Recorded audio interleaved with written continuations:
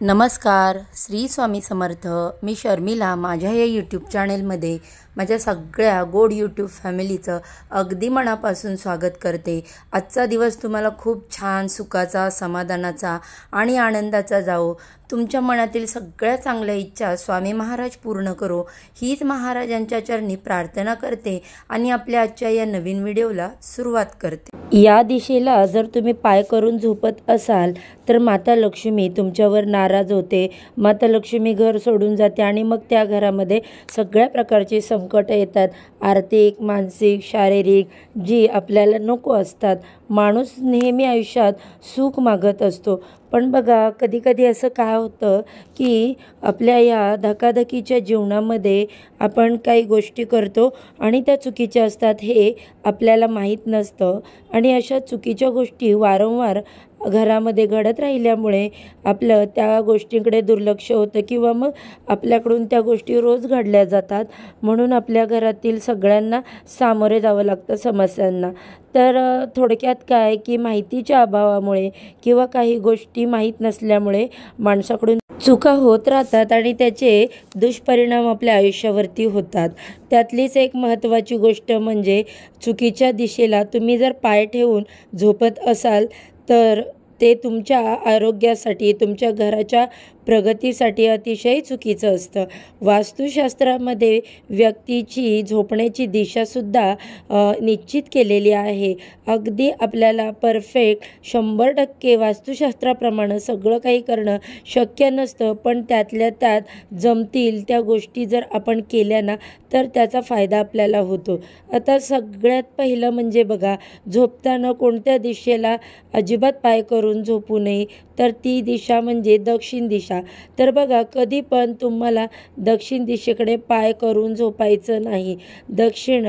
म्हणजे बघा दक्षिण दिशेकडे माझे पाय आहेत आणि आपल्याकडे डोकं उतरलेलं आहे तर असं झोपायचं नाही. दक्षिणेला जर तुम्ही पाय करून झोपत असाल तर घरातील पैसा हा पाण्यासारखा वाहून जातो, पैशाची तंगी निर्माण होते. आणि दुसरी गोष्ट म्हणजे दक्षिण दिशा ही यमाची दिशा मानली जाते, आपल्या पितरांची दिशा मानली जाते. त्यामुळे दक्षिणेला तुम्ही पाय करून झोपत असाल तर पितृदोष लागतो. याचबरोबर आपल्या घरावरती वाईट संकट येतात जी आपण कधी मनामध्ये विचारसुद्धा त्याचा केला नसतो. आता बघा म्हणजे घरातील लोकांचा अनपेक्षितपणे मृत्यू वगैरे होतो, तर इतकं मोठं संकट आपल्या आयुष्यामध्ये येत असतं.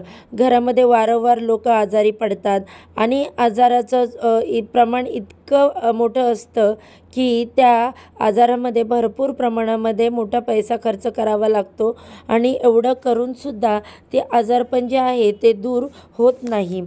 यानंतर बघा तुमचा काही जर उद्योगधंदा व्यवसाय असेल त्याच्यावरती सुद्धा त्याचा परिणाम होतो. तुमचा व्यवसाय चालत नाही, व्यवसायात तोटा होता. तर बघा काही छोटा मोठा व्यवसाय असेल, उद्योगधंदा असेल तर नोकरीमध्ये तुम्हाला अडथळे येतात. तर त्यामुळे दक्षिण दिशेला पाय करून बिलकुल झोपायचं नाही. दक्षिण दिशा जी आहे ती अशुभ मानतो. त्या दिशेला आपण देवारा वगैरे चांगल्या गोष्टी आहे ती ठेवत नाहीत. तसेच दक्षिण दिशेला बघा आपण देवारा वगैरे ठेवत नाही. ती दिशा नेहमी त्या दिशेला खिडकी वगैरे पण नसायला पाहिजे असं म्हटलं जातं. आपल्या आयुष्यातील या अडचणी, संकट, दुःख टाळण्यासाठी आपल्याला दक्षिण दिशेला अजिबात पाय करून झोपायचं नाही. दुसरी गोष्ट म्हणजे दक्षिण दिशेला पाय करून झोपल्यामुळे त्या घरातील लोकांची उंची वाढण्यामध्ये खूप प्रॉब्लेम येतात.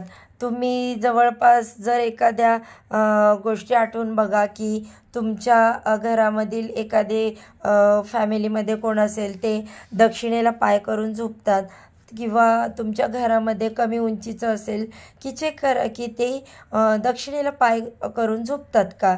दक्षिणेला पाय करून जे झोपतात तर त्या लोकांची उंची देखील जास्त वाढत नाही. हे त्यामागचं वैज्ञानिक कारणसुद्धा आहे. तसेच दक्षिणेला पाय करून झोपलं तर झोप नीट लागत नाही. रात्रभर तुम्हाला वाईट स्वप्न पडतात.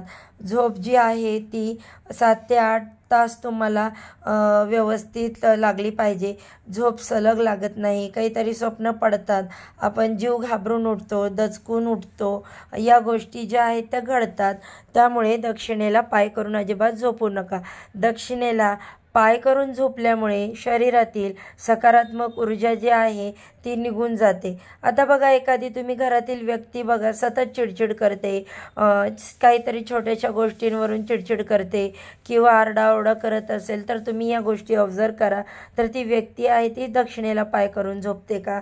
त्या व्यक्तीच्या शरीरावर त्याचा नकारात्मक परिणाम झालेला असतो आणि आपल्याला कारण कळत नाही की ही व्यक्ती आपल्याला कळतच नाही की ही व्यक्ती अशी का वागते. आणि बघा, ही छोटे छोटे गोष्टी असतात आणि त्याचे परिणाम मोठ्या प्रमाणात आणि भयंकर प्रमाणात होत असतात, ते आपल्याला भोगावे लागतात. आणि अशा व्यक्ती ज्या आहेत ज्या दक्षिणेला पाय करून झोपतात तर त्यांच्या मनामध्ये सतत निगेटिव्ह विचार येतात.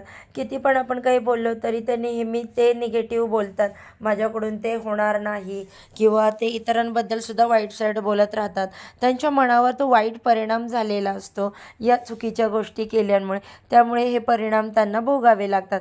म्हणून घरातील व्यक्ती कोण असं करत असेल तर बघा, तुम्ही नीट बघा की ती व्यक्ती दक्षिणेला पाय करून झोपते का.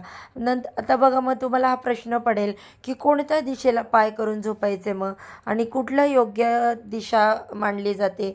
तुम्ही उत्तरेला पाय केले तरी चालेल, दक्षिणेला तुम्ही डोकं केलं तर चांगलं असतं.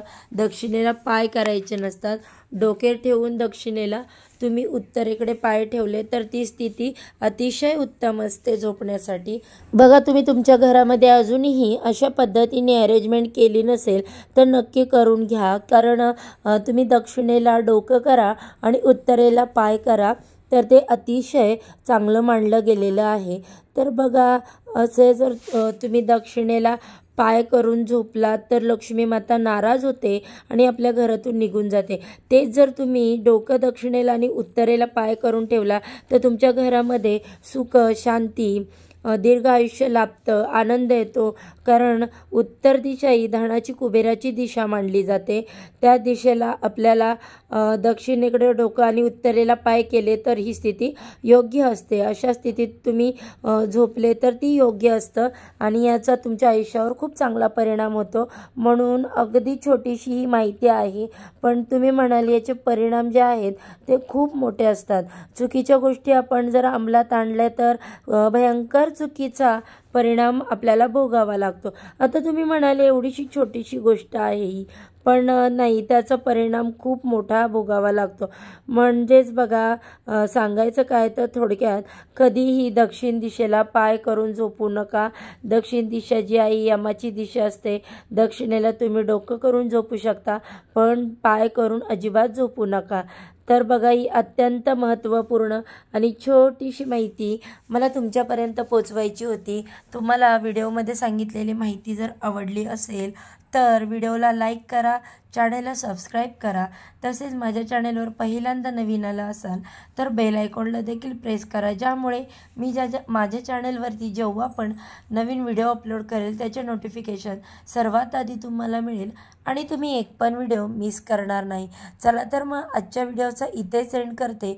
उद्या अशाच छानशा व्हिडिओसोबत पुन्हा नव्याने भेटू. सर्वांना श्री स्वामी समर्थ.